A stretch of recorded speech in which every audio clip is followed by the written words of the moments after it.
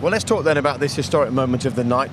You were both watching on the television, you were watching here in the stadium, so we've got every angle covered. Let's discuss what the experience was like, first of all. As Robbie said, just over a minute and 7 seconds. Some people are saying the wait for the decision added to the drama. Other people are saying it just took that moment away from Kelechi Iheanacho. The moment he had to celebrate the goal was gone.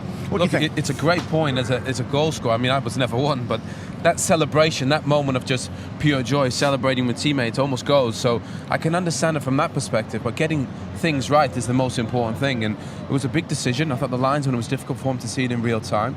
In the end, VAR was correct. It worked quickly. 1 minute, I think, is more than acceptable for everybody to deal with. That's what this all comes down to. It's about just making sure the decisions are correct, isn't it? Because if you're the Leicester manager tonight and it ends up 1-1, you're not happy.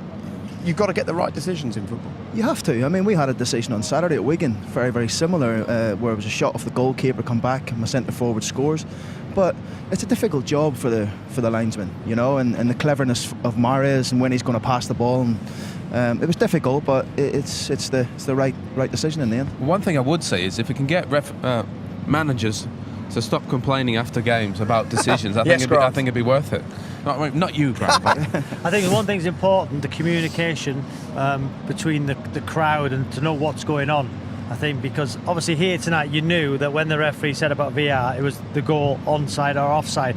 But in going forward, I think if it's a straight red, if it's whatever. Right, people weren't sure what was going so on. I think going forward, it's important that the communication with everybody is a little bit better. The other thing to remember, of course, it was a decision in favour of Leicester at Leicester, which kind of helped with the atmosphere a little bit. You imagine if it went the other way, the atmosphere might have been a little bit different. But let's just take a look at it, because as you say, it was such a difficult moment for the linesman. Lee Betts was the man making this decision, and there is no criticism of him because it is so tight, isn't it? It's the tiniest of margins. In the end, Mahrez is brilliant. Look how tight that is.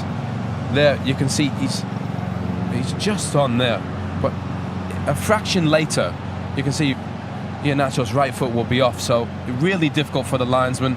I think in real time these decisions are so hard. That's why we have VAR to help the referees, and it helped them this evening. I think the quality of Mahrez's passes might get overlooked in that, because to run towards the left-hand side and to chop the ball back without looking, a reverse pass to see Iheanacho, brilliant play from Mahrez.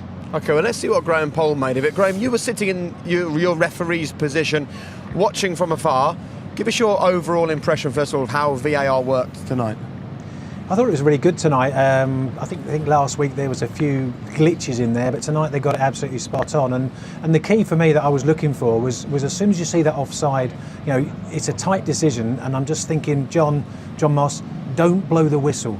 Please don't blow the whistle, because if he blows the whistle as soon as he sees the flag come up, they can't use VAR and overrule.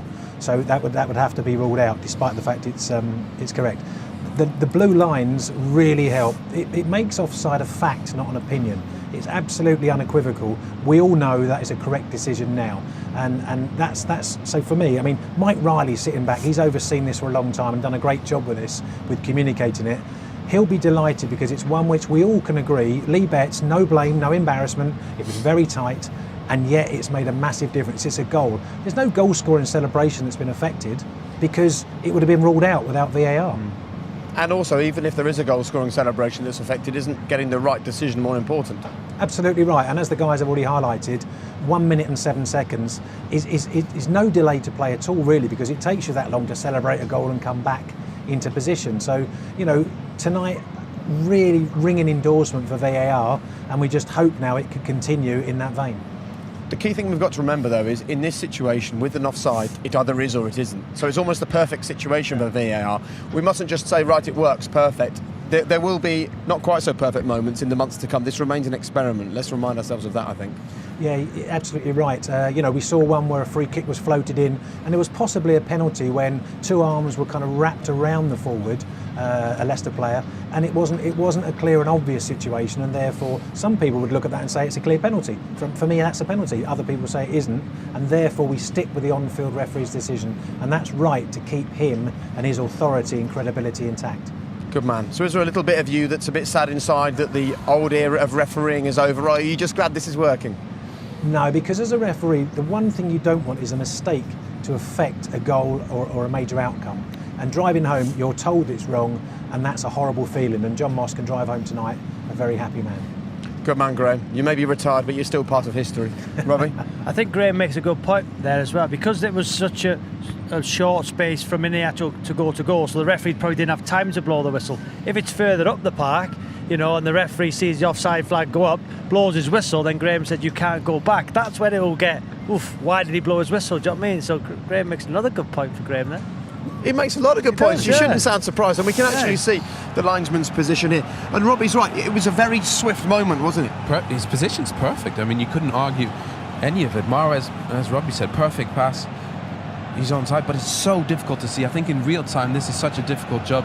He makes a snap decision he thinks is right, and to be fair, he's not far off it. It's honestly, it's millimetres. Brilliant finish, by the way. Can you imagine if that was 30 yards further up? It's that tight.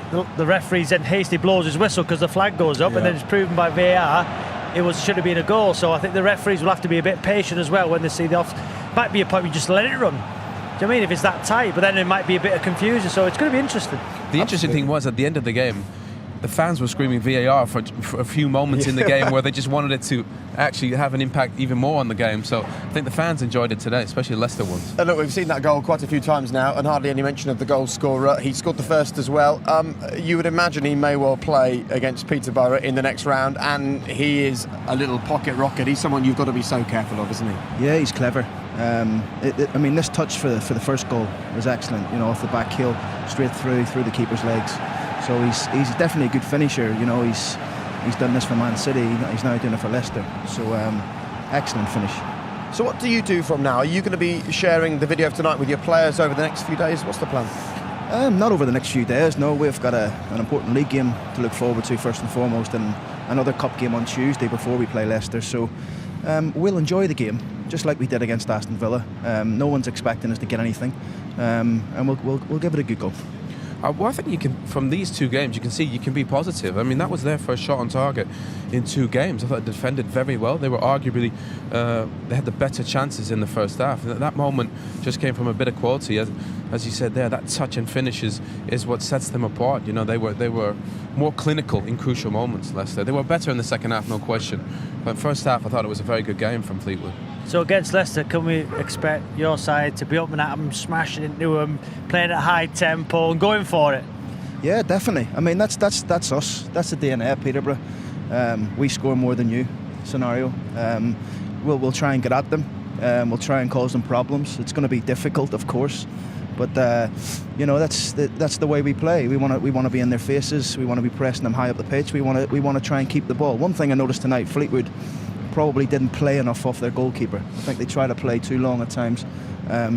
We'll try and play. You know, it's one thing we do. It's drilled into our defenders to split, for our fullbacks to go high, and we'll try and do that. Okay, from the thoughts of the Peterborough boss to the Leicester boss, let's hear from Claude Puel. Congratulations, Claude. That's the first test of the FA Cup. What changed at half-time? What changed? No player. No, it was just important to come back on the second half with good moves, to take the space, and it was not enough in the first half because we tried to play good football, but it was too comfortable for the opponent to defend and to try some counter-attack. It was crucial for us to come back with good moves behind the defenders and to play forward, and not just to come back, just to turn the play. It was not enough, and it was, of course, a good thing.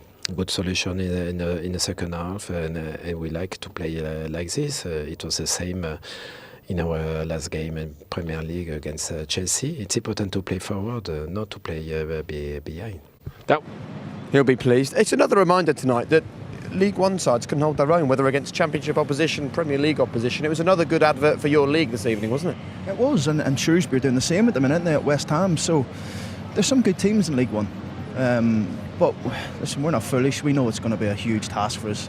We're going to be backed by hopefully a full house at London Road, Ibach Stadium.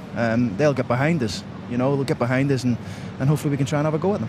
And for Fleetwood, it's a case of dusting themselves down. They're still aiming for promotion this season. They made it into the playoffs last season. That top 6 is their ambition still. No question. I think they can be very proud of the way they played. I mean, their best player didn't play today. You know, he could have easily got them a goal. That's think they were maybe just missing that cutting edge, but I thought they gave a terrific account of themselves over the 2 legs. And you know what, for Leicester now, with all due respect to Peterborough, they've got a League One side now in the 4th round. They need to win a trophy this season. Why shouldn't it be the FA Cup? Claude Puel now should prioritise this competition if they're not going to make Europe and not going to get relegated.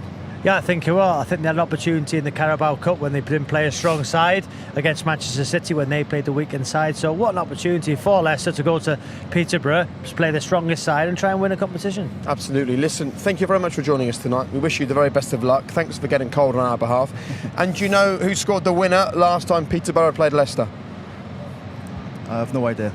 Grant McCann. Was it? Okay. It was indeed you. Listen, good luck weekend and a bit. We really appreciate you spending time with us this evening. Gentlemen, thank you very much as well for your company tonight.